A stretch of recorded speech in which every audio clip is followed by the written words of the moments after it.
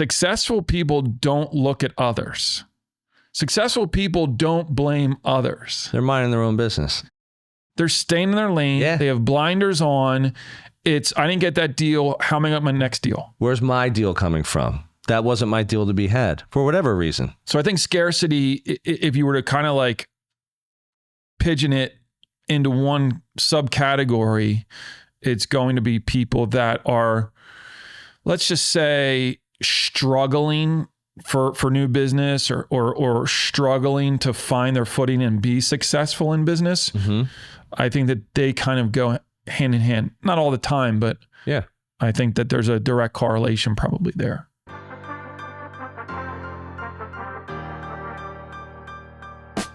Welcome to the podcast dedicated to real estate, insurance, and building your business. Join us as we take you along our own business building journeys with additional wisdom from our network of local and national experts. Welcome to Bricks and Risk. This episode is brought to you by Property Management Redefined. PMR is not just managing properties, they're creating partnerships that build long-term success for property owners. John and his team can be reached at manage@gopmr.com or by phone 267-753-6005. Tim. Yes, Sean. Who's a good client for PMR? Property Management Redefined is looking for property owners who value three things: accountability, reliability, and a results-driven approach. They want to maximize returns, but still provide client and tenant satisfaction. There's a lot of property managers out there. Yes, there are. What does PMR do really well? Biggest thing is they're seamless and they're worry-free. So with that approach in mind, it allows the property owner to put their trust in PMR and know that the results will be there. The other thing I think a property owner is really going to value, because they do it so well, is that they have a local expert team, boots on the ground, managing your properties and your tenants' expectations every day so that you feel good about your investments. We have millions of listeners out there. Tens of millions. If they want more information, how do they find PMR? Right here, guys. Reach out to John Sachs and his team at Property Management Redefined. They'll take good care of you. Hey, everyone. Welcome to another episode of Bricks and Risk. I'm Timmy Garrity. And I'm Phil Donahue's brother, Sean Mooney. What's up, Sean Donahue? What's happening? How's your bro doing? Oh, he's doing well. He's doing well. Was he ever on Springer? No. Was he ever on anything? He was like an arch nemesis. Besides his own show? No, just Phil. Oh. He did like Real News before that show, but. Interesting. Yep. All right, dude. What are we talking about today? We're talking about a philosophical business topic. Okay. Scarcity versus abundance mindset. This one I find interesting myself because it's not something that really hit my vocabulary, let's call it. It's not something that I didn't really start thinking about myself probably until the real estate market shifted. So I think naturally I've always been more of when was that? It's probably about 2 years ago. Oh, okay. So like, 22 was kind of like the year that like interest rates started changing. And then 23 was a fairly slow year unit count wise. And 24, same, like historically. So I think when the market shifted and we started recording the show, it started coming up more, maybe either just through the podcasts or the channels that I'm listening to, and just you and I like rapping on the show about like scarcity versus abundance. So let's dive in glass half empty first. Let's talk about scarcity. So my background, I'm a Gary Vee disciple, so it's been on my radar for years and years and years. Okay. And he's like abundance. Yeah, he is. He's definitely an abundance guy. Yep. I love it. Yeah. All right, let's talk about scarcity mindset. Like, give me your thoughts on that. So scarcity is like, I'm out to get mine, and you being successful is taking away from what I have and what I have going on. And that's kind of the gist of it, in terms of there's a level of competition that comes along with it. And, yep, you're trying to compete against another business or person or whatever it may be. And you succeeding is going, that mindset of you succeeding is going to diminish me. Yeah. It's like you took that listing from me, which means there's one less listing that I can get. Yep. It's almost like that. Or for you, hey, you took that client away from me insurance wise, therefore I'm down a client. Yep. So I love that. I love how you defined it. Some of the meaning, like I have an actual definition here. So a scarcity mindset is driven by fear that there will never be enough of the things we need. And being that that's not the way I personally look at business or life, that's just me, to each their own. I can empathize with the scarcity mindset because I think it almost kind of applies to like gratitude. Like I'm a big gratitude guy. I'm very thankful for the things that I have and not for the things that I don't have. That's just my personality. So I think scarcity, when you have that mindset, it's more competitive. It's like dog eat dog world, kill or be killed. Like, everyone's on their own, which again can sometimes be a healthy way to look at business in general, because then, look, you're never going to be 100% one or the other. You're never going to be 100% abundance or 100% scarcity. You have to feel like have a little bit of balance of both to be realistic, knowing that some people operate one way and some people operate another way. I think what also plays into understanding scarcity versus abundance is almost like your emotional intelligence. So being able to understand that some people think one way and some people think another way is a good way to be in business, especially if you have an abundance mindset, because you're smirking right now. So why don't you give it to me? I'm just taking it all in. Yeah. I mean, go ahead, whack me back. No, you just kind of like went into this like this box, this time warp of like, Tim, why do some live by fear? I mean, honestly, I think it's more common to have like more of a fear in your daily business mindset than it is to say like there's enough to go around. Absolutely. It's the natural reaction. The vast majority of people are going to have the mindset of you did one, plus one for you is minus one for me. Yep. Do you know what it also reminds me of? It reminds me of the Sky Michaels episode. What's up, buddy? How you doing? And in his episode, he was talking about, your brain. Your brain is in survival mode. It's there to help your body survive. So therefore, it fights things off. And if it's only logical, yes, they got the listing, let's say, if we're applying it to real estate. I did not get the listing. That's a very logical thing. They got it. I didn't. But if you can take that and shift that to the side, that's your first reaction. He also said your second reaction is a good one to kind of like, you're not, everyone's going to have a first reaction, but you're responsible for your second action, I believe is how he put it. Yeah. The second action would be, as much as they got that listing, why did they get it? Why did they get it and why did I not get it? And you might want to think about that from a perspective of like, maybe they already own this market. So maybe most of the sellers want to work with them because they already do a lot of business around here. Yeah. That's one way. So if we're going back to abundance for this scenario, you could say, hey, as much as they got that wasn't something I was going to get anyway. I need to go out and get mine this way, through this channel, through relationships, or this neighborhood, or this price point, or through this marketing. So you're kind of bringing it back to you, to like your own accountability and responsibility, and saying, I'm responsible for getting my next listing, not they're responsible for not getting the one that I should have had, if that's a way to put it. Yeah. So what are your thoughts on that? I think that it's accurate in that,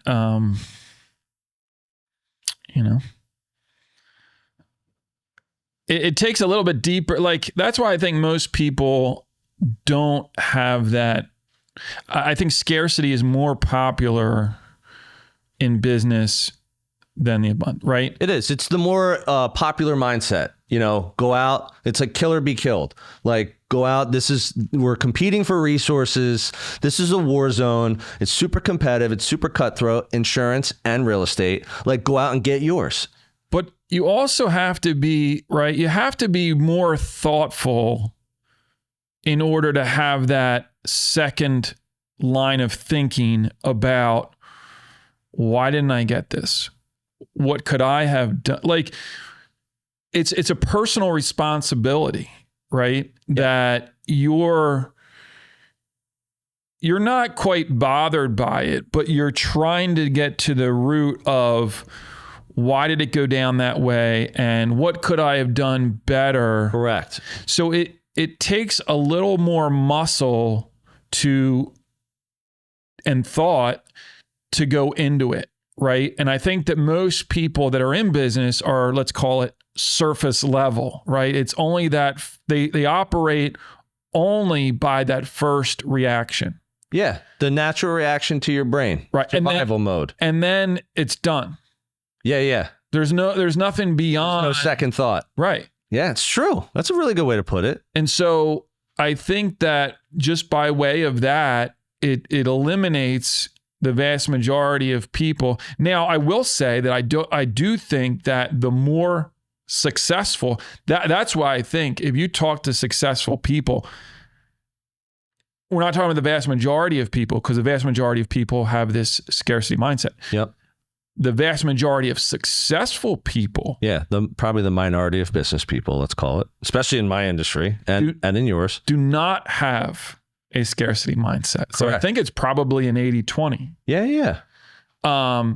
In that successful people don't look at others. Successful people don't blame others. They're minding their own business. They're staying in their lane. Yeah. They have blinders on. I didn't get that deal. How am I going to get my next deal? Where's my deal coming from? That wasn't my deal to be had for whatever reason. So I think scarcity, if you were to kind of like pigeon it into one subcategory, it's going to be people that are, let's just say, struggling for new business or struggling to find their footing and be successful in business. Mm-hmm. I think that they kind of go hand in hand. Not all the time, but yeah, I think that there's a direct correlation probably there. No, that's really good perspective. So we have something here that says, like, why do some people live by fear, like through the scarcity mindset? And there's 3 C's that go along with that: challenges, costs, and consequences. So let's go with the first C, challenges. Like, why is life so challenging? Why is this business so hard? Why is it so hard to compete with that other realtor, let's say? Like, why?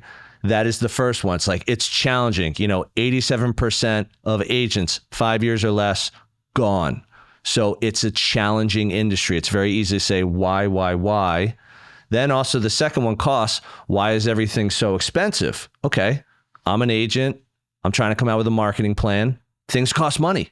Like, you can do things through sweat, but you also have to do a few things through debt. You're going to have to pay for some things here or there. Some people go very big on their marketing budget, especially cold lead generation.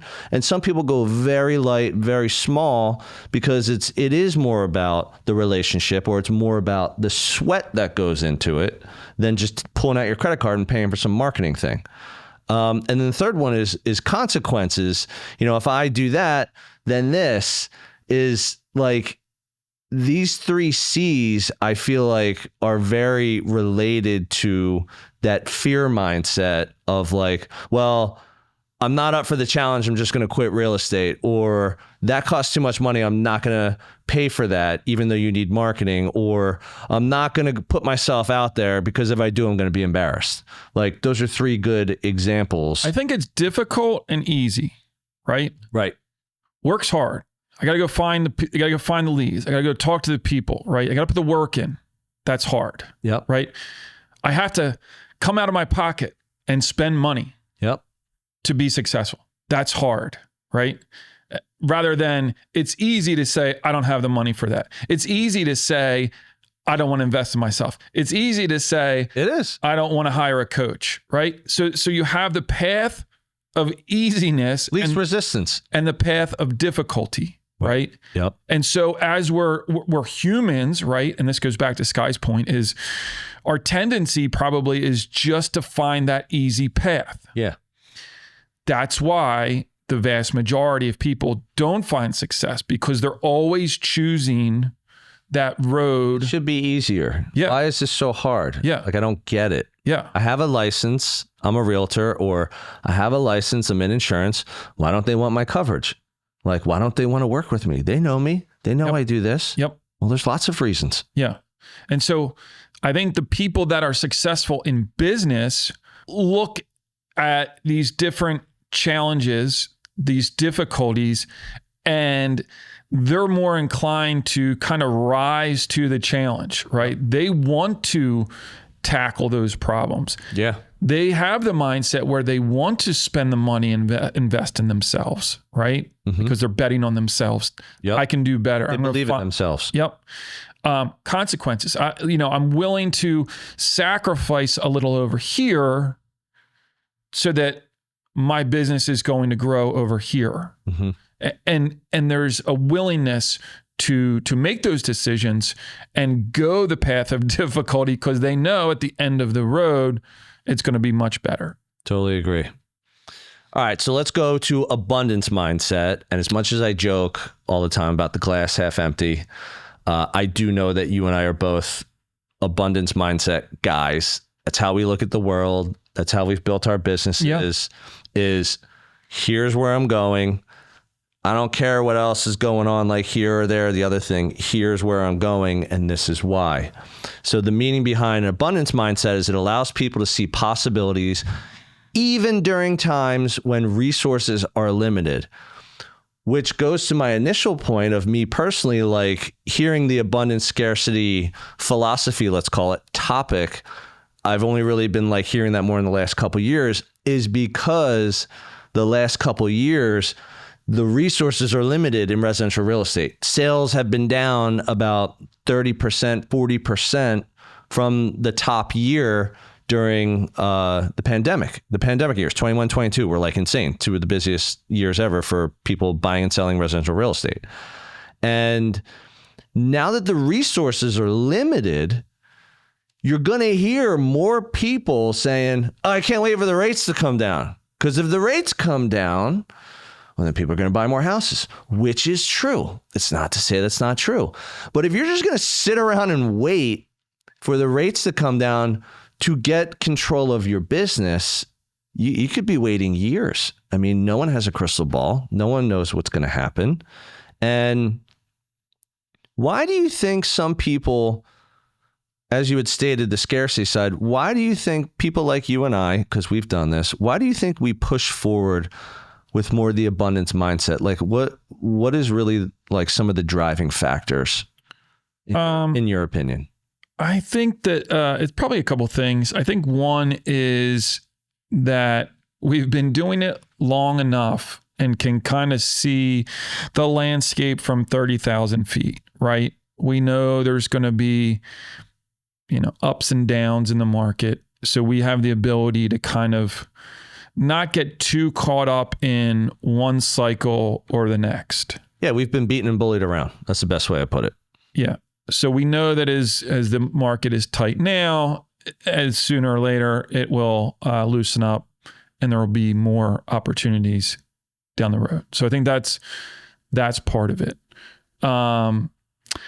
I think that another part of that is also kind of a belief in yourself. Yep. Where confidence. You don't necessarily rely on others, right? Like my success isn't determined by someone else. Yeah. It's just you have complete control and autonomy over the direction that you're going and the success that you have the ability to capture with your business. Yeah. So I think those two things kind of play in part as to why I have this mindset. I mean, we've talked about it before. We've said, I've picked up the phone. I got I got a email from Holden this morning. Nice. What's up, Matt? And he's like, hey, can you help me out with this risk? You know? Right. And I do that similarly. I call agents, hey, I don't have a market for this. Can you help me? We need to treat the client right. They need something that I can't help them with. Hey, I have this client that's getting non-renewed, and kind of give you the example as to what the circumstances are. Do you have anything that might fit this? Right? So I'm always in this mindset of, you know, there's enough out there. We want to make sure that the client is taken care of. And in the end, you know, goes back to the Rob Shuck episode. Yep. What's up, Robbie? That, you know, you may help me this time. I may help you the next time. It's kind of scratch my back, I'll scratch yours. Yeah. And in the end, it all comes out in the wash, really. Yeah. You know, I might give you 6 leads. You might give me 4. I don't know. Right? You might give me 0. I don't, you know, it's not really a scorecard that I'm looking at, right? In the end, it's just trying to find the right fit for the client.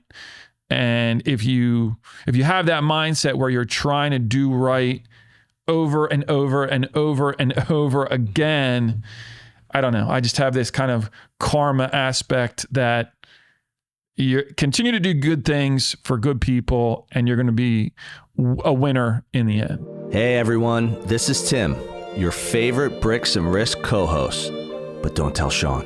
I hope you're enjoying this episode, and I'll get right back to it in a moment. Our audience grows through word of mouth, so if you would please take a moment of your time and give us a review on the platform you're on, that would be fantastic. Please also help spread the BNR word by sharing your favorite episode with a friend. We greatly appreciate your time and trust. Now, back to the show. So there's 4 C's with abundance. There's curiosity, creativity, confidence, and courage. I think the curiosity is a really good starting point because that's really, you're just open-minded. Like you're going to try things. Like you and I have tried so many things in business to be like, I know if I do this, I'm going to get leads, or I know if I do that, I'm going to get leads. And we've both done tons of things where we've tried something and it didn't work out. Exactly. The guerrilla marketing sign. I'll give you this. And also, you have to understand that being curious in business and trying those things, as long as you're consistent and you're committed to it, eventually some of these things are just going to open up. Us being relationship minded, you just mentioned Matt, you know, you and Matt having a relationship and respect for one another, and knowing that you do something that he does and he does something that you can't do, you're just going to work together. And every now and then you're just going to talk to each other and be like, hey, can you help me with this? Well, now that's an opportunity for you. Yeah. And the same for Matt. So, which also comes up with like the creativity. So like if you're client focused, relationship focused, whether you can do the deal or not, whether you can insure them or whether or not I can help them buy, sell, or rent, if I can't help them, I'm going to point them in the direction where someone can. That might be to another human being, talk to Bill, talk to Sally, or it might say, you know what? I don't think you're in a position to buy right now because of your credit. I would recommend credit repair. I don't have a credit repair person for you right now, but I recommend you look into that, because if you do that, you're in the beginning stages of being able to buy in the future. So that's the creativity. But it's really, I feel like the confidence that you were referring to, you just do so many of these things over and over again, beaten and bullied by people in our industry, and you just brush it off. And eventually you're like, the things that I do, I like to do, or they work for my budget and my time blocking, my schedule, my family, whatever it is you're doing with your business. And you kind of get that self-acceptance, that confidence. It's like, I've done this like so many times now. I know if I continue to do it, I'll continue to get business from it. And like you had said in the beginning, successful people, as they go through their journey in business as well as in life, they just learn things along the way. Plus, things come into their business solely because of things they've done in the past. So they've either learned it, or it's the relationships, or it's whatever. It's the consistency. And then that makes them feel confident. They're like, I've been doing that for 10 years. And like for me, a great example, marketing email newsletter. I've been doing that for almost 15 years. To this day, probably still my number one driver of business through my relationships, because I stay top of mind once a month in a format that I like, that works for my audience. And they find ways to reach out to me and say, Tim, can you help me with this? Or can you help my cousin or my neighbor or my coworker or whoever? Yeah, it's definitely, I mean, I touched on it earlier, but I think that these are, you look at these 4, let's call them personality traits, people that are curious, people that are creative, people that are confident, and people that have courage in what they do. It's like, going back to what I said, it's that recipe for success. If you take successful people, I think that you're going to find in them a lot of these 4 personality traits. Agreed, man. Awesome. All right. So we're going to do something a little new today. We've done it in the past, but we're going to offer some tips. So based on Sean and I being more of an abundance mindset, even though there's nothing wrong with scarcity, to each their own. Right. Let's talk about some of the tips that maybe we can offer to the listeners and watchers out there that might help them either reinforce the perspective they already have, or maybe give them a different perspective in other ways that they've run their business that they're just looking for information. The first one that I really relate to, this is big for me, is gratitude. And gratitude for me is very simple. It's just being thankful for the things that you already have on a regular basis. That's the way I look at it. Call it spiritual, call it prayer, call it meditation, call it whatever you want. Just sitting down one time and taking 30 seconds to say, man, I really have a good life. I'm very blessed to be able to have good health and walk around and do what I want to do in life, or be a parent, or be a business owner, or have great friends. I look at gratitude personally as that's pretty much one of the foundations of abundance. That if you're grateful for what you have, you know that there's more to come, because you've already received a lot. You've already received a lot in life. You're not worried about what you don't have. Exactly. It's kind of key in that. And I always look at it like, and I always get these weird looks, from Trudy in my office. Because what's up, Trude? It's like, she's like, how come you don't get spun out? On this stuff? Like, something will happen, every given week there's some scenario, and she's like, Trudy, have you seen the Sky Michaels episode yet? Yeah. Well, that's not out yet. Tune it. Yeah. But she's just like taken aback that I don't like freak out, or I don't, someone leaves and I send them a thank you card. Right. Like, thank you for your business. Yeah. Like, and they left. Right.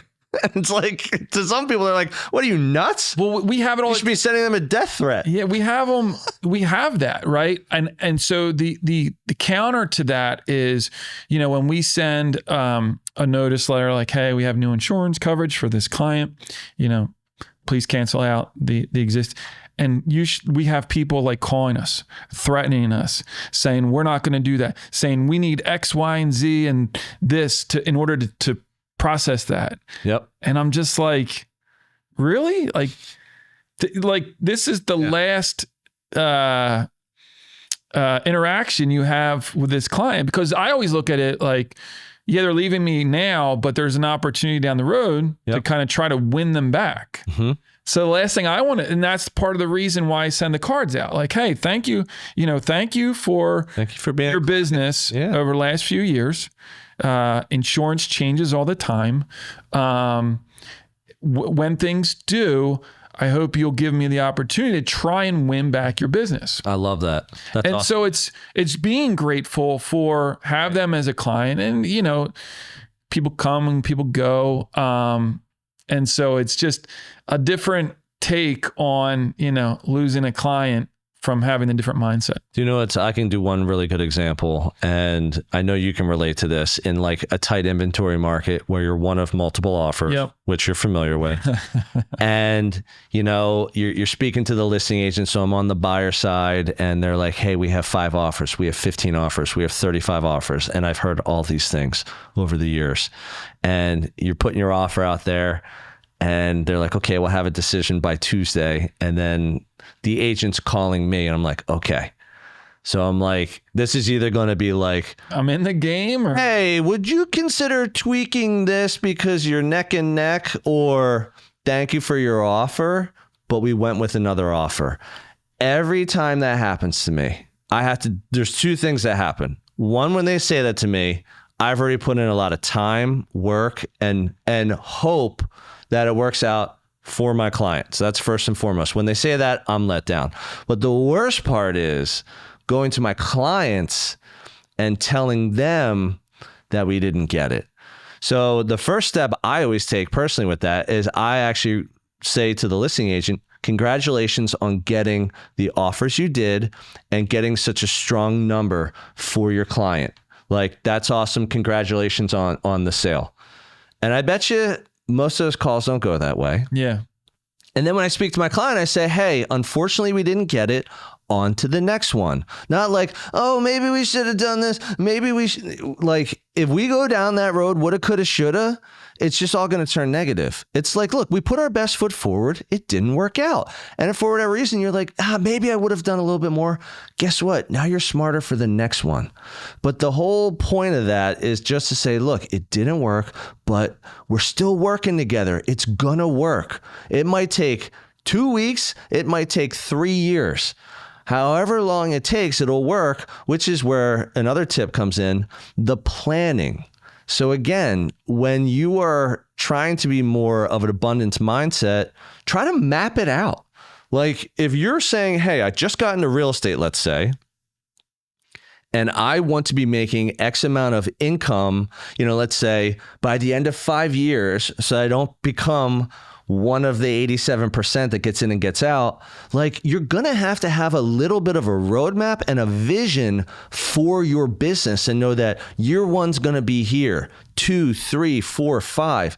Now, you don't have to have numbers and stuff for every year, but I will say at the end of every year, you should reflect on your year and plan for the next. And I think if you can do that, it's going to always keep you in this mindset of like, you know what? I tried those 5 things. Let's say they were all sweat and it didn't work. So maybe I got to pull out my credit card next year and try 5 things through debt, because I know people invest in things. Or you set a goal. Yep. And you hit that goal and you succeed. Yep. And that builds confidence. And now you have a foundation to build upon. Mm-hmm. And then maybe you correct the next year to say, I'm going to set an even higher goal. And this is what I'm going to do. Mm-hmm. I'm going to map this out this way to try to increase my sales to get me there. Exactly. And then the last tip we want to give is just trust. Like, if you fail, try again. Like, that's the bottom line. I used to fall on my face. I had to fall on my face like 100 times before I had to figure out how residential real estate worked, because I didn't have a mentor. I didn't join a team. I wasn't at a big brokerage. So I didn't really have all these people like feeding me information. I just said, I'm just going to go figure it out. I'm going to use my instinct, my gut, my business knowledge, my love of working with people, just trying to help them out. And then if I'm too nice, I'm going to get in trouble sometimes. And if I'm too much of a dick, I'm also going to get in trouble sometimes. So you have to find that balance. When you fail forward. Yep. Wow. Great advice. Learn something, right? Like, why'd you fail? What could you do better? Find those things that are going to work for you. Yep. And every time that it's not a complete success, find ways to improve on it. And in that, you're going to breed more confidence in yourself. So if you like the show and you want to reach out, get us on the email, bricksandrisk@gmail.com. We're on all the platforms for audio, Apple, Spotify, Amazon. and all the socials as well. You can get us on Instagram, Facebook, LinkedIn, and we have the YouTube channel, Bricks and Risk. You can find us there as well. Awesome. That's all we have for this one, folks. Thank you for tuning in again to another episode of Bricks and Risk. See you soon. Thank you for joining us on another episode of Bricks and Risk. Our goal is that you walk away with 1 or 2 valuable nuggets, and we greatly appreciate you sharing your time with us today. You can find all B&R episodes on Spotify, Apple Music, YouTube, and anywhere else you get your podcast content. Until next time, keep learning and keep growing.